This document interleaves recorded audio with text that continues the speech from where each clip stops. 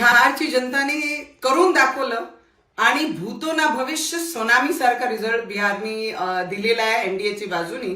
आणि भारतीय जनता पार्टी आणि बीजेपीचे कार्यकर्ता आणि सगळे बिहारचे वासियांना मनापासून खूप खूप अभिनंदन करते.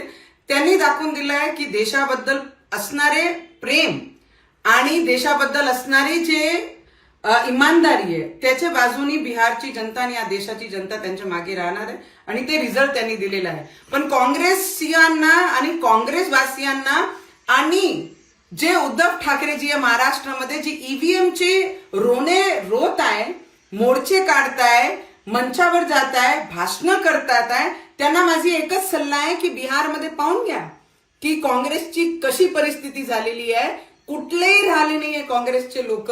तर आता तरी सुधरा आणि ईव्हीएमचं रोना सोडा आणि ग्राउंडवर उतरून लोकांचे समस्या जाणून घ्या आणि त्याच्यावर काम करा.